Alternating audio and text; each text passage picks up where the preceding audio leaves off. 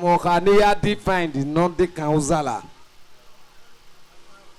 Nana miewe uzala ta mi ruivo ta vi mieko. Ohu no gualomo. Adego huna gualomo goze gualomo ekwe inaga mimi na ti unyoro. Awe no ri eko yege. Ari eko yege. Awo ne gbomomo no ye musi. Awe webu ari eko yege. Wahia wala re wa ve ade atohane. Mana bege manobu. Yoni acha na mana bege manobu ime huane asu iswobe hi pamari. Wade atohane. No wade mi aru okpa ya zoro irada no yo weko. Uzala no wawo amogbe. Euse oyo mawe to ko ni ruomo. Eho no wan. Out Urina. Adehuna o me nu awe Urugia son avant. Uzalana anamihia. Ewuru. If you zalama ke no yogo buku. Or rather no use like do how we long and when we to be now ruin. Why you ruin me uze runda we okuru ekidi. As of today, Uzala is the reproducing community in Edo State. Oboga bonoma wezo ruin uhu. Or rather I went you review when you call when they call you here. Any cow yaika Uzalana Anamio Atano Uzala Mareke no way person Uzala Irunda way Urui Aesthetic big baby Uzala no way Buddha Uzala. Okay, kanika. Ni only time wana tiya no toigi. Inami neni wana we walk na te Uzala voze na namie we woni. Ome Kenya we ana ya zuru zekovo. Ya ifi moto bera kiwa ido mie we edeki abi akhin ko abi akhin rui. Eni wan no se no sunu. Wani yeri tota waga de na ruta. One day na do tackle we.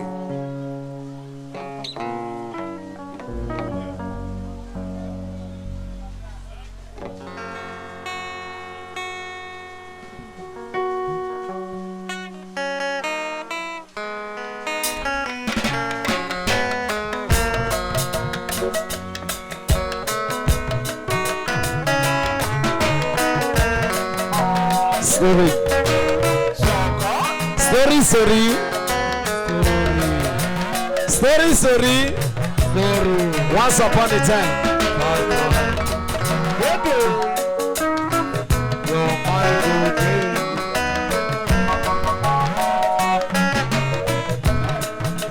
Uzalame nigeleye.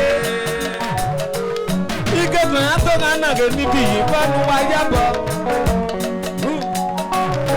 Ebunda natane mama miamia o. Yodia evuvu.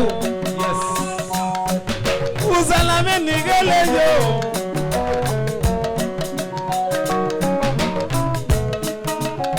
Watoto gibuzala.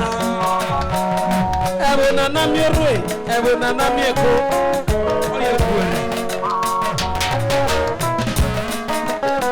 Ebona na mierwe. Ebona na mierwe, ebona na mieko.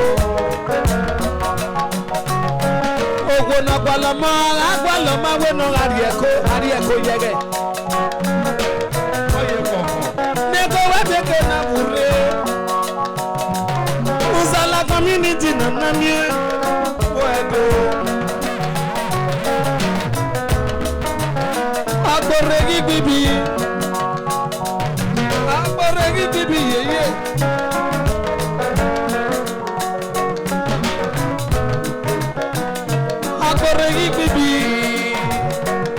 Aboregi bibi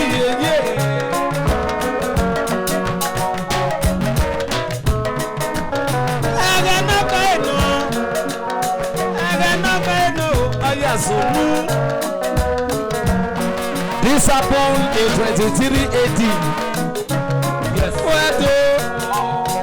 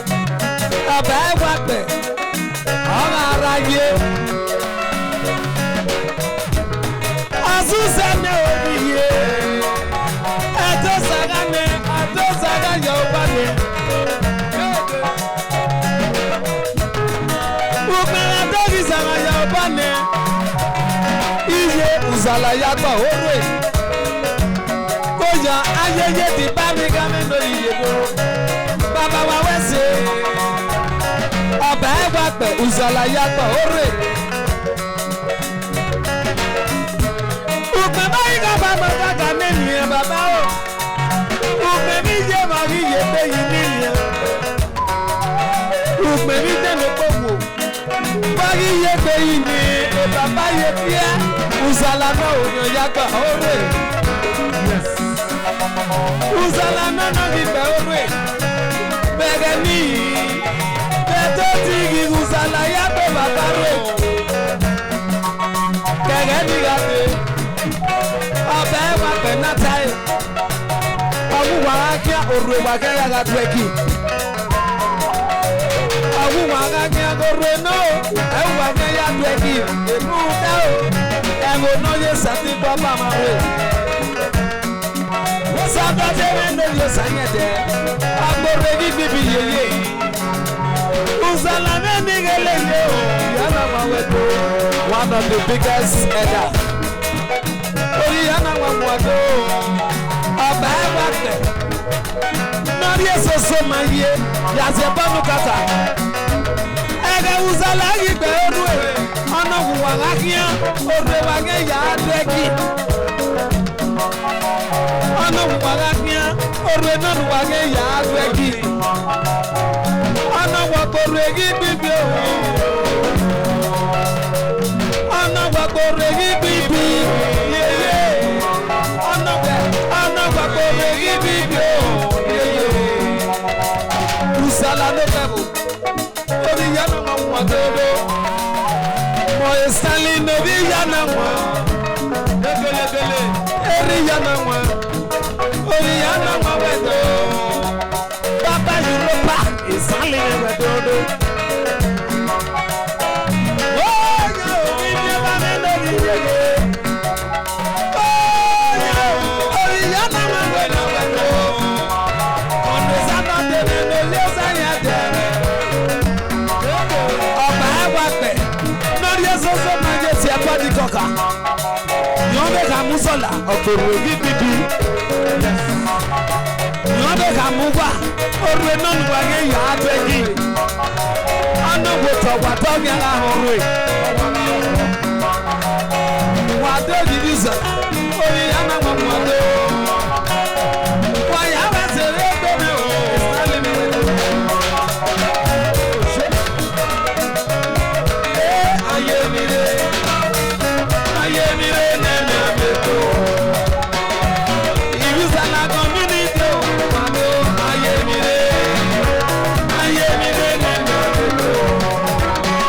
Usala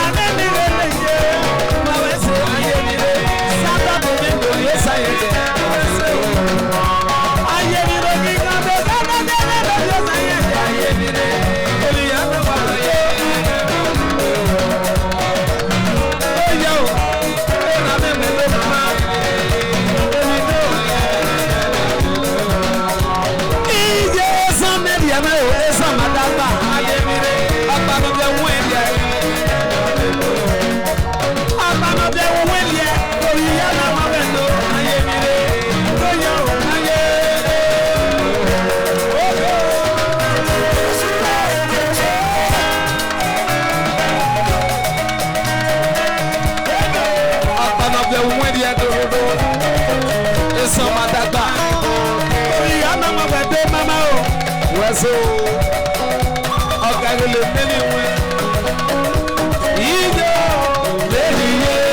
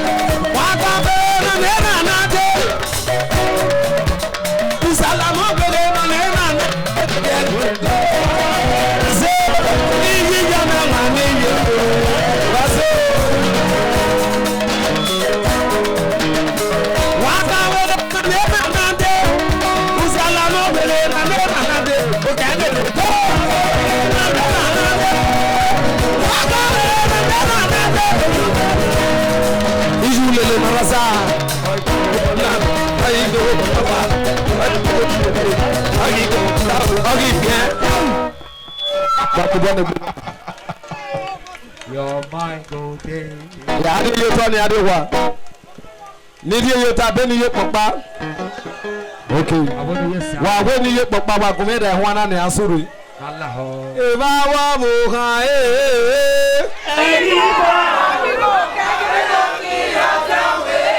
iye lo. Fragi mari eme fuwa.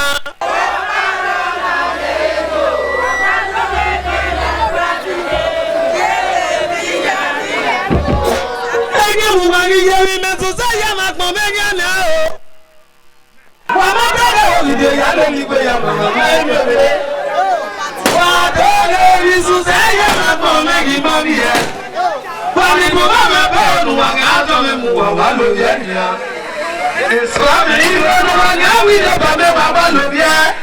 Wa ni bo ma de me mi nu wa ga to me mu wa lo ye o. Wa ya to me mu ni a.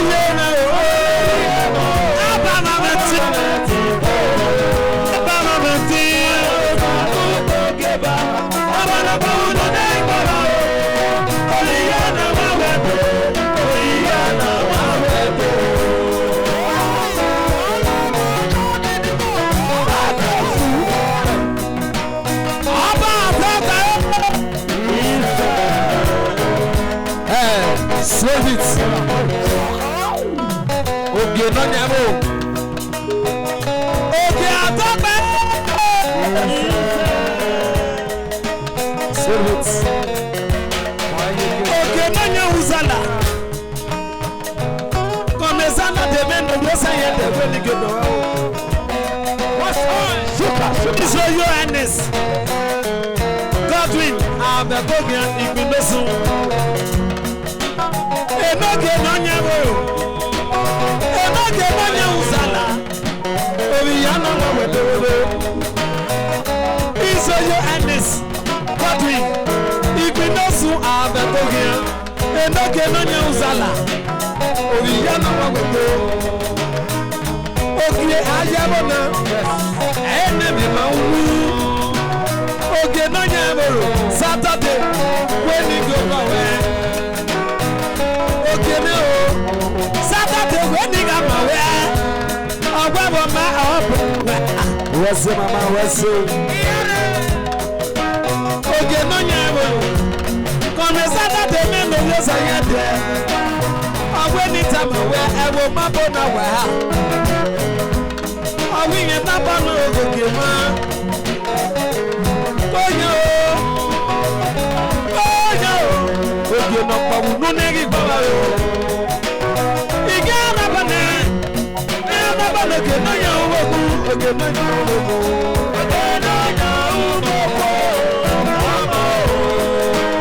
you go up a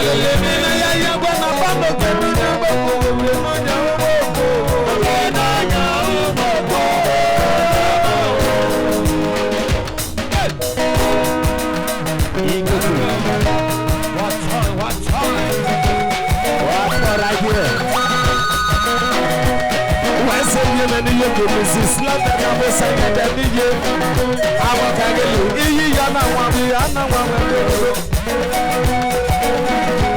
I will not tell you the cycle.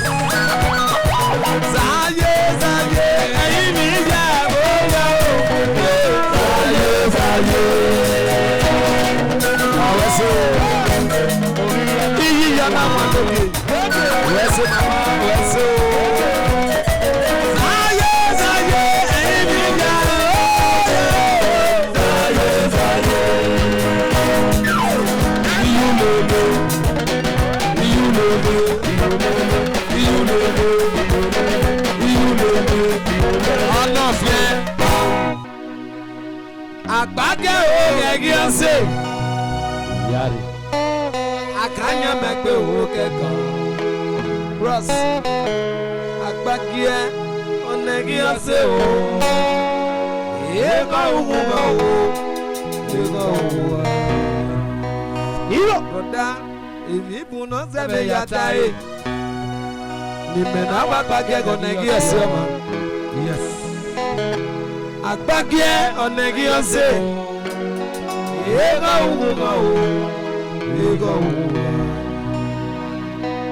Agboga me no bi okuo ebutake mi mi no kwa pa iba Ross etie ono na te yi mi no ku supa mi no se no oji ata no keke me no bi ye ya take mi mi mo ta pa iba Wage me melo sote ibi poli Mama doge Imu ino se no ufio Awuke me de se ni yadu Yes. Agan zigbe Yes. Let's go for a dugi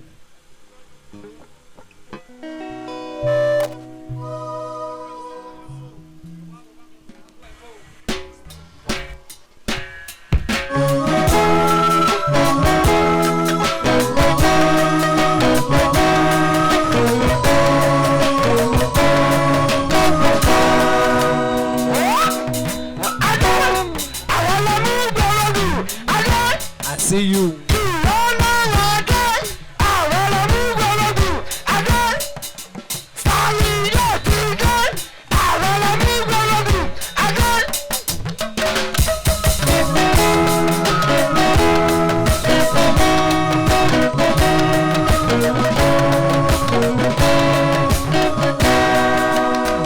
Let's go for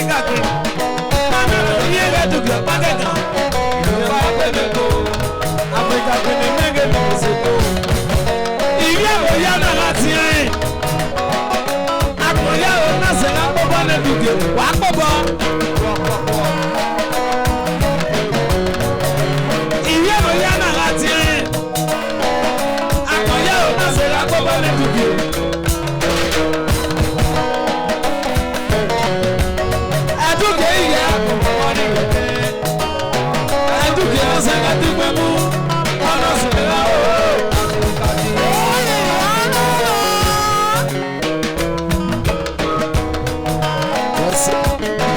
Àfihàn àgígà èdè àmọ́ ibi ìmọ̀nàgá ìgbẹ́ nípa bẹ̀rù ó lẹ́tù kéde.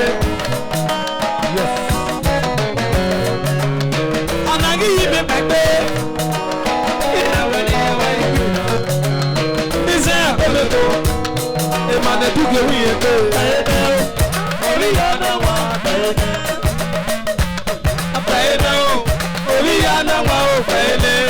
Ìmọ̀nà dúkìá wíyẹn pé pẹ̀lẹ́ o, orí yàrá wà pẹ̀lẹ́. Agogo lórí yẹn mi pẹ̀lẹ́. Orí yàrá wà pẹ̀lẹ́. Ìmọ̀nà dúkìá wíyẹn pé pẹ̀lẹ́ o, orí yàrá wà pẹ̀lẹ́.